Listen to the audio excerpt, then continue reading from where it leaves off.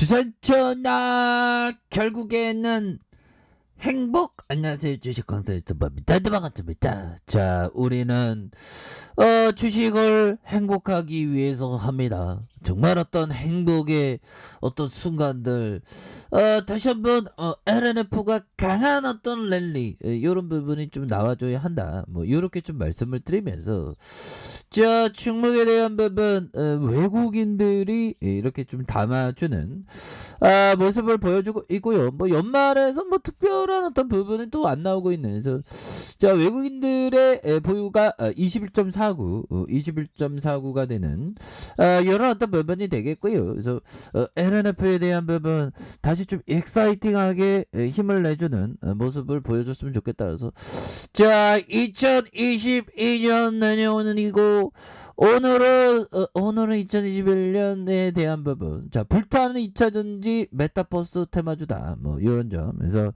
자, 보면요.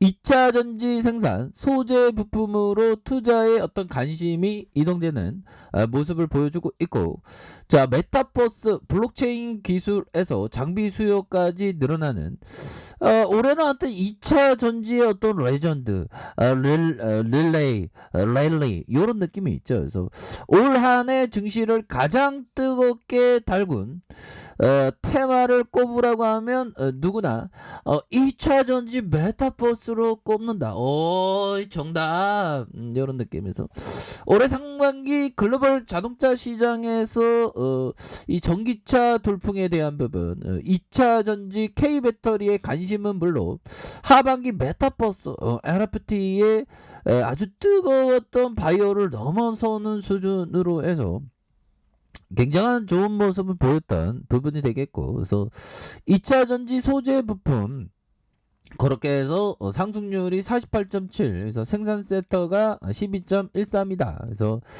자, 전기차 패러다임의 어떤 전환 시기에 2차 전지에 대한 부분, 이런 어떤 관심이 굉장히 쏠리고 있는 그런 어떤 부분에서 보면 2차 전지, 와, 전기차의 레전드였어.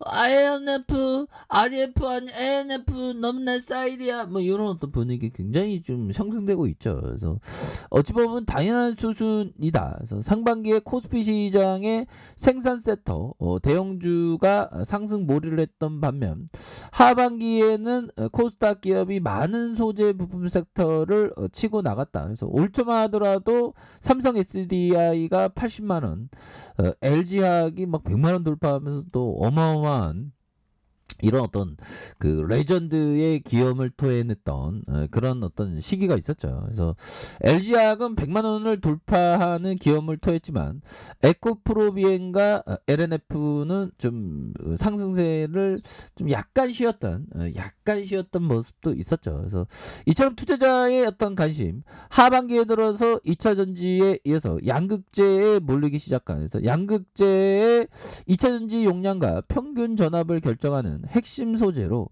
국내 기업에서는 에코프로비엔과 LNF로 꼽히는, 그래서 하반기 코스닥 시장의 세대 주역, 그래서 시가총액 2위인 에코프로비엠의 기업 규모가 11조 3,828억 원. 야. 자, 보면 1인 셀트리온 헬스케어와 1조 4천억밖에. 야, 에코프로비엠이 거의 뭐 나 잘 나갈래요 모습 굉장히 좀 세게 나올 수 있는 그런 부분 있죠. 그래서 내년에도 양극재 시장은 전기차 수요 상승에 따라서 호황에 대한 부분이 나오면서 DB금융투자연구원형이 한국의 양극재 업체는 판가 인상 속도가 원가 상승 속도를 따라가지 못했음에도 시장의 기대치를 상회하는 호실적을 실현했다. 그래서 양극재 판가 인상은 4분기에도 지속될 가능성. 그래서 이런 부분이 양극재 업체의 추가적인 외형 확대와 수익성 개선이 나타나는 부분이 될 것이다. 뭐 이렇게 얘기를 해주고 있지 않습니까? 보면 그렇게 해서 뭐 에코프로비엠이나 LNF 더욱더 좋아질 수 있는 그런 부분 충분히 있겠죠. 그래서 자, 내년에도 양극재 시장이 전기차 수요 상승에 따라서 호황이 보일 것이다. 그래서 DB형이 얘기하는 게 한국의 양극재 업체는 판가 인상 속도가 원가 상승 속도를 따라가지 못했음에도 시장 기대치를 상회하는 호시적을 기록했죠. 양극재 판가 인상은 4분기 이후에도 지속될 것이야. 그래서 양극재 업체의 추가적인 외형 확대와 수익성 개선이 나타나면서 우위 스타일로 될 거야. 뭐 이런 어떤 점을 말해주는 그런 부분이 되겠죠. 그래서 자 실제로 2차 전지 관련주의 실적 성장세는 탄탄대로고요. FN 가이드에 따르면 올해 에코프로비엠의 영업이익 컨센서스 증가율이 134.6이 그래서 내년 수치가 74.5% 그래서 이듬해 2023년 53% 매년 1.5배가 넘는 실적에 대한 이런 어떤 성장성을 실현하고 있죠. 그래서 LNF는 이렇게 경이적인 영업이익의 성장성이 예상된다. 뭐 이런 점을 말해주면서 자 결국에는 다시 좋아질 모습 보여줄 수 있는 그런 어떤 부분. 그래서 결국에는 판가 인상 속도가 원가 상승 속도를 따라가지 못했음에도 이게 호실적을 나타냈다는 건 내년에도 더욱더 좀 잘 나갈 수 있는 그렇게 해서 나도 좀 잘 나가야 되는데 아무튼 현들아 이렇게 해서 우리가 뭐 금방금방 뭐 시간이 많이 이렇게 뭐 금방금방 세월이 많이 변하긴 하죠 보면 그래서 보면 요즘에 보면 눈 깜짝하면 또 1년이 다 돼갔네 보면 진짜 신기합니다.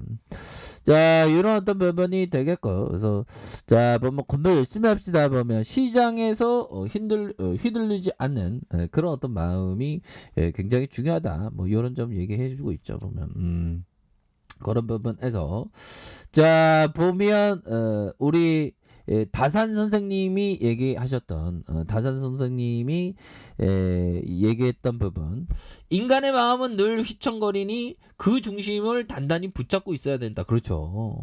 마음은 자꾸만 흔들려 막 허허허 마음이 흔들려 너무 흔들려 뭐 노래 중에 내가 흔들려 뭐 그런 노래도 있지 않습니까? 그리고 좀 흔들리는 마음을 다잡는 게 이게 굉장히 또 중요한 그런 어떤 부분이 되겠고 자 보면 기간이 보유하고 있지 않고 따르고 있는 애널리스트가 없는 기업이 좋다라고 자 피터 리치 형이 얘기한 이거 완전 전형적인 역발상학적인 생각이죠. 그러니까 기간이 보유하지도 있지 않고 따르는 애널리스트도 없는 그런 어떤 저평가된 기업에 오히려 더 가치가 있다. 뭐 그런 어떤 점을 또 말해주는 그런 어떤 특성이 되겠네요 보면 그렇게 해서 이런 어떤 기간이 보유하지 않고 애널리스트가 따르지 않는다는 건 그만큼 그동안에 그 업종에 대해서 별로 관심을 갖지 않기 때문에 가치가 높아질 수 있는 잠재 가치가 큰 그런 어떤 특성이 있다라는 점을 피터 리치 형은 말해주고 있는 그런 어떤 부분이 되지 않을까 뭐 이런 어떤 생각이 드네요. 그래서 다시 한번 우리가 주식을 보유할 때는 항상 마음이 휘청거리니까 마음을 다잡는 게 중요하겠고 또한 기업은 기간이 보유하지 않고 따르고 있는 애널리스트가 없는 기업이 오히려 더 좋다. 뭐 이런 어떤 포커스로 항상 기억하셔야 된다. 뭐 이런 점 말씀드리면서 자 LNF에 대한 부분 올 초에 대한 부분 올 초에 막 주가가 막 불기둥 막 나왔었던 이러면서 11월 달에 아주 25만 5천원까지 찍었죠. 근데 살짝 눌려주고 있지만 자 여기에서 주가에 있어서 다시금 바닥선을 찍어주면서 다시 한번 거래량에 대한 부분이 터져주면서 슈팅이 큼직하게 나올 수 있는 그런 어떤 모습을 충분히 보여줄 수 있다. 뭐 이렇게 좀 말씀을 드려보도록 하겠습니다. 그래서 자 월봉에 대한 부분과 주봉에 대한 부분, 주봉의 하단선에서 다시 한번 수급에 대한 부분이 들어올 수 있는 그런 부분 되겠고, 자 1봉에 대한 부분에서 51선에서 원바닥 다시 두 바닥에서 거래량 터져주면서 주가의 슈팅이 큼직하게 나와주는 이런 어떤 모습 충분히 보여줄 수 있다. 뭐 이렇게 말씀을 드려보도록 하겠습니다. 자 아래 카페에서 주보를 확인하시고요. 좋아요, 구독하기, 알람 설정까지 하셨던 모든 분들 감사합니다. 사랑합니다. 축복합니다. 네, 고맙습니다.